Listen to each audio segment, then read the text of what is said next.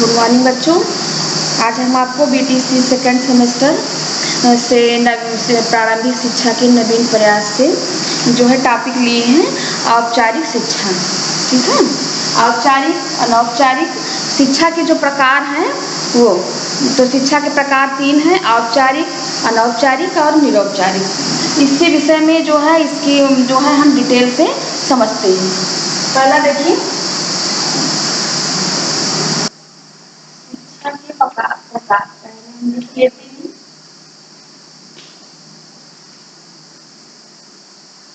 शिक्षा के प्रकार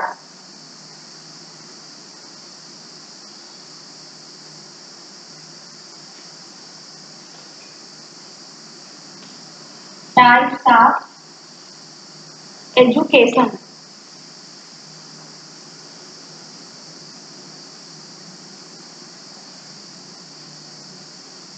हमारा होगा, अब हम इसको समझते हैं। पहले हम ऐसे एरो बना लेते हैं जिससे समझने में हमको आसानी होगी। ये बात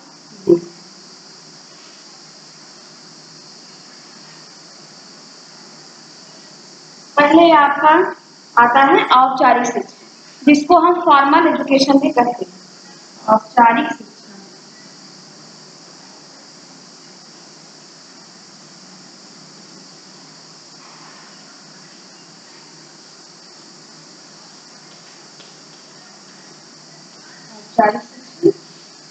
फॉर्मल एजुकेशन।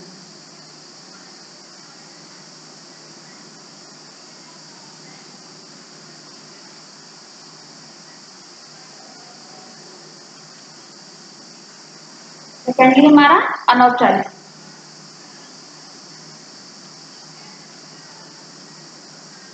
अनौपचारिक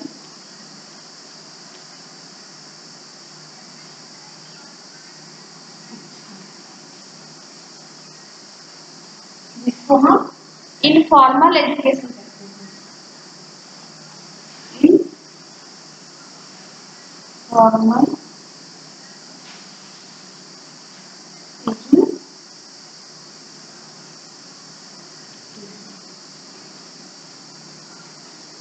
अगला आपका आता है तीसरा जो है निरौपचारिक।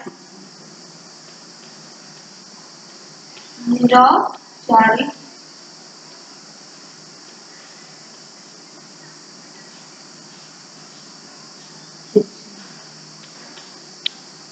जिसको हम नॉन फॉर्मल एजुकेशन भी कहते हैं।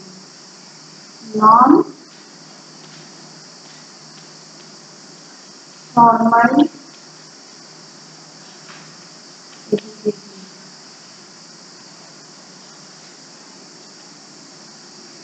निरौपचारिक शिक्षा जो है इसको हम दूरस्थ शिक्षा कहते हैं। इसके कई नाम है, दूरस्थ शिक्षा और पत्राचार, मुक्त शिक्षा, बहुमाध्य शिक्षा, स्वतंत्र शिक्षा, कई नामों से इसको हम, और निरौपचारिकेतर शिक्षा, कई नामों से इसको हम जानते हैं। पहले हम एक एक पॉइंट जो है क्लियर करेंगे। पहले हम औपचारिक शिक्षा का अर्थ समझते हैं। औपचारिक शिक्षा देखिए, औपचारिक शिक्षा वो होती है जो हमें किसी शिक्षण संस्थान से प्राप्त होती है। औपचारिक शिक्षा नियमित शिक्षण प्रक्रिया होती है। औपचारिक शिक्षा प्राप्त करने के लिए हमको किसी निश्चित जो है शिक्षण संस्थान में जाना पड़ता है और वहाँ हमको एडमिशन लेना पड़ता है। और उसके बाद ये शिक्षा प्राप्त करने के लिए हमें प्रयास भी करना पड़ता है, हमको लक्ष्य बनाना पड़ता है। प्रयास इसलिए करना पड़ता है कि मान लीजिए हमको कोई इंट्रेंस है, कोई कोर्स करना है तो उसमें पहले इंट्रेंस रखा जाता है। तो पहले हम प्रयास करेंगे और उसके लक्ष्य बनाएंगे कि ये हमको पास होना है। तब आप उसमें अगर पास होते हो तो आपका एडमिशन किसी विद्यालय में, किसी संस्था में होता है। इसके बाद जो है औपचारिक शिक्षा मतलब जो होती है कि वो पहले से ही योजनाबद्ध तरीके से अगर औपचारिक शिक्षा देना है तो उसमें हमको पहले से ही निश्चित जो है नियम बनाना पड़ता है। नियम जैसे मान लीजिए हमको कोई कॉपी चेक करना है, किसी बच्चे का टेस्ट लेना है तो हम एक निश्चित नियम बनाएंगे कि कितने नंबर जो इसमें रखा जाएगा, जब उसी नंबर के तहत जो है उसका मूल्यांकन किया जाता है। और औपचारिक शिक्षा का प्रमुख जो है अर्थ ये भी होता है कि औपचारिक शिक्षा जो होती है उसमें शिक्षक और शिक्षार्थी के मध्य जो है सीधा संवाद होता है।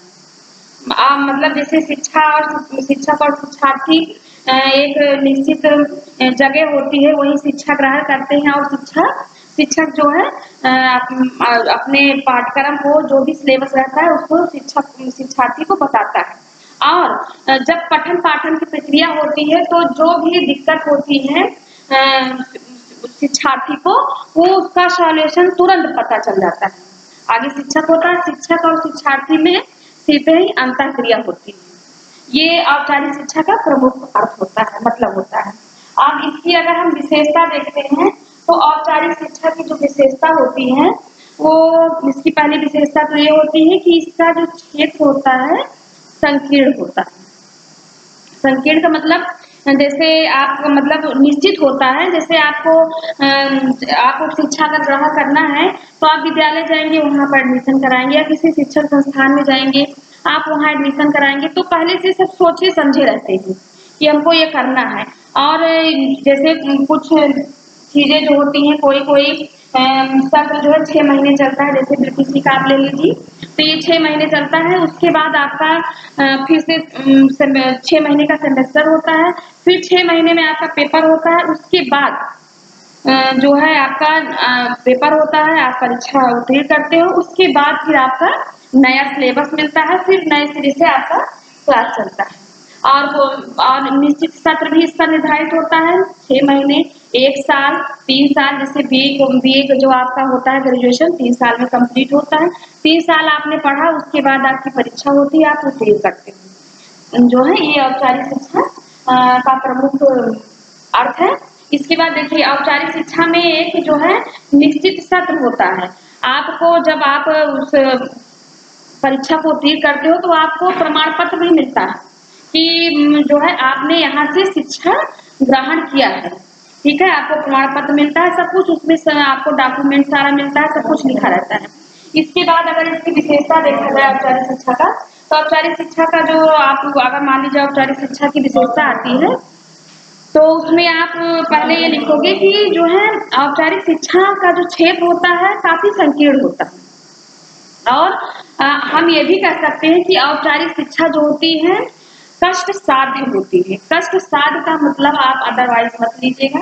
कष्ट साध्य का मतलब यहाँ ये होता है कि जो है संघर्ष, औपचारिक शिक्षा जो होती है हमको संघर्ष से, मेहनत से, थोड़ा हमको दुख भी उठाना पड़ता है, हमको काफी समय देना पड़ता है मतलब उस चीज को पास करने के लिए जो हमने अपना लक्ष्य बनाया है। तो इसको हम ये भी कह सकते हैं कि ये कष्ट साध्य भी होता है।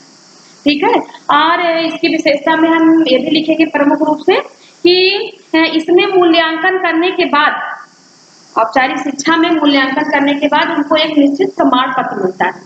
और औपचारिक शिक्षा जो होती है ये हम ये भी कह सकते हैं कि सबके लिए नहीं होती। सबके लिए मतलब जैसे मान लीजिए कोई निर्धन बच्चा है, गरीब घर का है, तो वो औपचारिक शिक्षा कहीं न कहीं लेने में असमर्थ होता है, उसके माता पिता उसको कहीं न कहीं श्रम में लगा देते हैं, तो औपचारिक शिक्षा से कहीं न कहीं वो वंचित रह जाता है। समझ गए होंगे। देखिए आप इसको जो है रटने से अच्छा है आप इसको व्यवहारिक समझिए। व्यवहारिक ज्ञान जो होता है वो आपका ठोस होता है, आप इसको समझ लेंगे तो बस आपको आ जाएगा, रटने की जरूरत नहीं। इसके बाद सेकेंडली आपका औपचारिक शिक्षा हो गया, फॉर्मल एजुकेशन। सेकेंडली आपका अनौपचारिक शिक्षा। देखिए अनौपचारिक शिक्षा का सीधा सा मतलब है, अनौपचारिक शिक्षा जो होती है वो हमारी जीवन पर्यंत चलने वाली शिक्षा होती है। हम ऐसा भी कह सकते हैं कि ये अनौपचारिक शिक्षा ऐसी होती है जो जन्म से लेकर मृत्यु तक चलती रहती है। अनौपचारिक शिक्षा कहीं हमको अनौपचारिक शिक्षा ग्रहण करने के लिए हमको कहीं एडमिशन नहीं कराना पड़ता, कहीं किसी विद्यालय में नहीं जाना पड़ता, किसी शिक्षण संस्थान में भी हमको नहीं जाना पड़ता। अनौपचारिक शिक्षा हमको घर से, पास पड़ोस से, समाज से, किसी सांस्कृतिक प्रोग्राम से, या पर्यावरण से, या हम कहीं किसी सेमिनार में जाते हैं सपोज दैट मान लीजिए किसी सेमिनार में हम गए हैं तो वहाँ आपके अंदर वो लोग ऐसी ऐसी चीजें बताते हैं कि जो आपके अंदर एनर्जी आ जाती है। और जितना भी आप एक्टिव रह के आप जो है क्रियाशील रहोगे, जितना एक्टिव रह के आप सुनोगे उतना ही ज्यादा आप सीखोगे। अनौपचारिक शिक्षा, ठीक है। आप जैसे पर्यावरण से बहुत कुछ सीखते हो, पर्यावरण से, घर से, तो किसी सेमिनार से, सांस्कृतिक प्रोग्राम से। अनौपचारिक शिक्षा हमारी कहीं भी, इसका क्षेत्र व्यापक होता है, आप इसको कहीं भी ग्रहण कर सकते हो। मान लीजिए ये औपचारिक शिक्षा जो होती है संयोगवश आकस्मिक हमें प्राप्त होती है।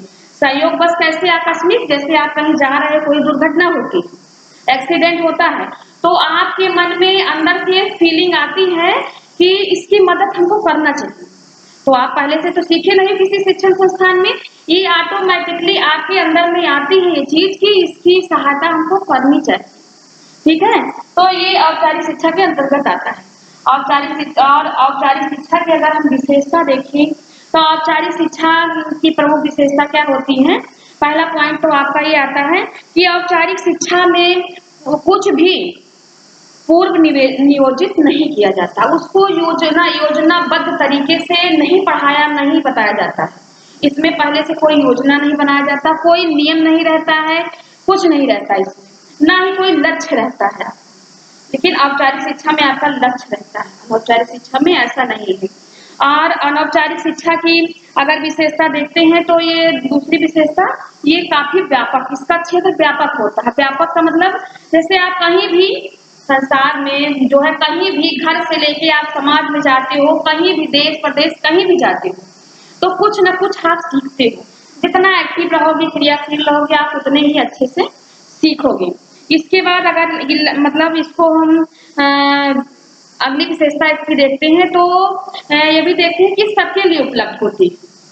जैसे औपचारिक शिक्षा जो होती है सबके लिए उपलब्ध नहीं होती है, इसके लिए एक हमको पहले से योजना बनाना पड़ता है, लक्ष्य बनाना पड़ता है और जो है मेहनत करना पड़ता है, संघर्ष करना पड़ता है। लेकिन अनौपचारिक शिक्षा में ऐसा नहीं होता, ये सबके लिए उपलब्ध होता है, कोई भी इसको सीख सकता है।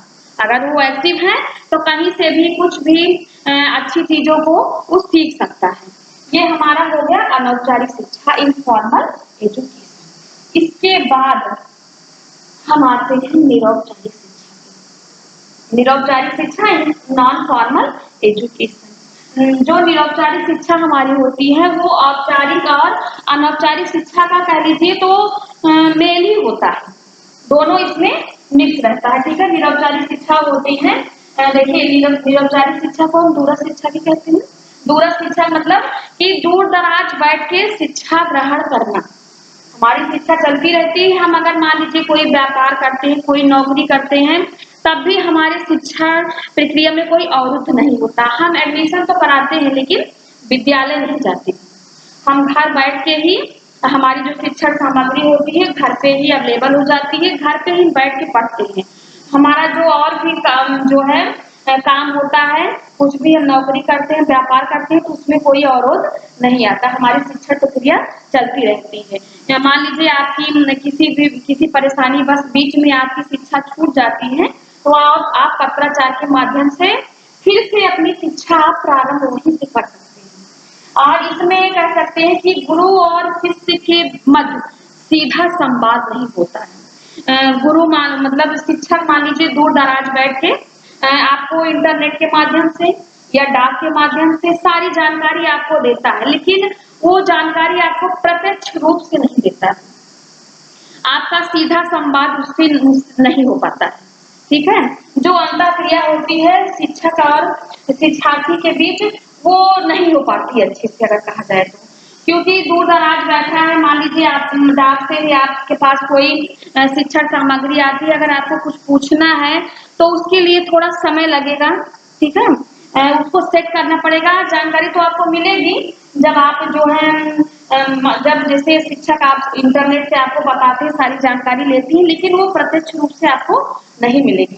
तो जो है इसको हमें निरौपचारिक शिक्षा की जो प्रमुख विशेषता होती है इसको हम कह सकते हैं कि ये हम कभी भी किसी भी समय हम ये शिक्षा पत्राचार के माध्यम से हमारी शिक्षा किसी परेशानी पर बस छूट जाती है, हम इसको फिर से पत्राचार के माध्यम से अपनी शिक्षा पूरी कर सकते हैं। समझ में आ गया होगा आपको। देखिए आप समझने की कोशिश करिएगा, अगर आप इसको रटेंगे तो आई थिंक आपकी समझ में थोड़ा कम आएगा। देखिए अब हम देखते हैं, जैसे मान लीजिए आपके एग्जाम में आता है औपचारिक शिक्षा का अर्थ क्या होता है। वन लाइनर आपका क्वेश्चन आता है कि औपचारिक शिक्षा का अर्थ क्या होता है।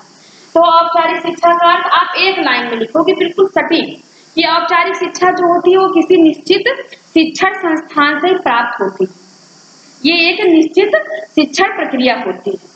आप एक लाइन में लिख दोगे, उसके बाद मान लीजिए आपका पूछते हैं कि अनौपचारिक शिक्षा किसे कहते हैं, तो अनौपचारिक शिक्षा सीधे से आप ये लिखोगे कि अनौपचारिक शिक्षा जो होती है यह एक जो है जीवन पर्यंत चलने वाली प्रक्रिया है। अनौपचारिक शिक्षा जो जन्म से लेके मृत्यु तक चलती रहती है, इसमें कभी कोई अवरोध नहीं होता है, कभी भी किसी भी समय आपको कुछ न कुछ सीखने को मिलता रहता है। और अगर निरौपचारिक शिक्षा पूछा जाता है, निरौपचारिक शिक्षा का अर्थ क्या होता है, तो आप सीधे से लिखोगे कि निरौपचारिक शिक्षा का अर्थ होता है कि दूर दराज बैठकर हम अपनी शिक्षा जो है पूरी करते हैं। हमारी शिक्षा प्रक्रिया में कोई अवरोध नहीं होता है, हम दूर दराज बैठ के अपनी शिक्षा प्रक्रिया पूरी करते हैं। इसमें जो है जो शिक्षक होता है हमको डाक के माध्यम से या जो है इंटरनेट के माध्यम से हमको पूरी जानकारी, पूरा पाठ्यक्रम हमारे घर तक हमको पहुंचाया जाता है। ठीक है, इसके बाद मान लीजिए आपका औपचारिक और अनौपचारिक शिक्षा में कभी कभी अंतर पूछा जाता है। कई बार अभी उस बार भी एग्जाम में आया था कि औपचारिक और अनौपचारिक शिक्षा में 4 अंतर बताइए। तो आप सीधे से जो है बताएंगे कि औपचारिक शिक्षा जो होती है वो पूर्ण निर्धारित होती है, पहले से योजनाबद्ध होती है। इसी का जस्ट अपोजिट अनौपचारिक शिक्षा। अनौपचारिक शिक्षा में आप क्या लिखोगे, ये पहले से पूर्व नियोजित नहीं होती, इसको पहले से योजनाबद्ध करने की कोई जरूरत नहीं होती। दूसरा पॉइंट आप इसमें डालोगे कि औपचारिक शिक्षा जो होती है इसका जो क्षेत्र होता है संकीर्ण होता है। संकीर्ण का मतलब जो संकुचित होता है, आपको जैसे मतलब कोई निश्चित जगह ही होती है जहां आप औपचारिक शिक्षा ग्रहण करते हो, कोई विद्यालय होती, कोई संस्था होती है। इसी का जस्ट अपोजिट आप इसमें अनौपचारिक शिक्षा में लिखते हैं कि इसमें किसी भी शिक्षण संस्थान की जरूरत नहीं होती है, इसको आप कहीं भी सीख सकते हो, जितना आप एक्टिव रहोगे उतने अच्छे से सीखोगे। तीसरा पॉइंट इसमें आप डालोगे औपचारिक शिक्षा में कि औपचारिक शिक्षा में आप जो है आपका पेपर होता है, मूल्यांकन होता है और आपको प्रमाण पत्र भी मिलता है कि आपने इस विद्यालय से, इस शिक्षण संस्थान से आपने कोर्स किया हुआ है।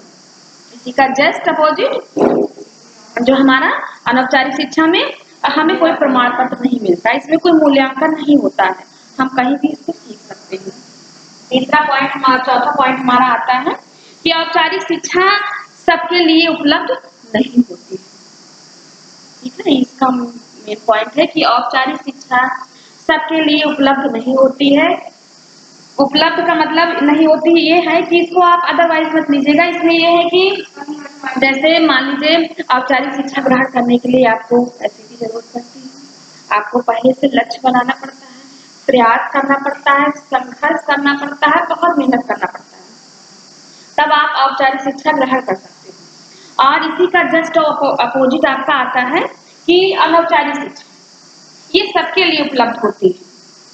और अनौपचारिक शिक्षा में जैसे हमने आपको बताया कि सबके लिए उपलब्ध नहीं होती, इसलिए कि मान लीजिए कोई निर्धन वर्ग का बच्चा है तो वो कहीं ना कहीं वंचित रह जाता है, कहीं उसके माता पिता ना चाहते हुए भी उसको जो है किसी नौकरी पेशे में लगा देते हैं, जो है कहीं ना कहीं निर्धनता बस उसकी वो पढ़ने में असमर्थ रह जाता है। तो इसलिए अनौपचारिक शिक्षा सबके लिए उपलब्ध नहीं होती है, लेकिन जो अनौपचारिक शिक्षा होती है ये हम ये कह सकते हैं कि सबके लिए उपलब्ध होती है, कोई भी इसको कहीं भी ग्रहण कर सकता है, जितना क्रियाशील रहेगा, जितना जो है उसका माइंड एक्टिव रहेगा वो उतनी अच्छे से ही सीखने का प्रयत्न करेगा, अगर वो सीखना चाहेगा तब। और इसमें एक पॉइंट ये भी डालते हैं हम कि जो औपचारिक शिक्षा होती है कहीं ना कहीं कष्ट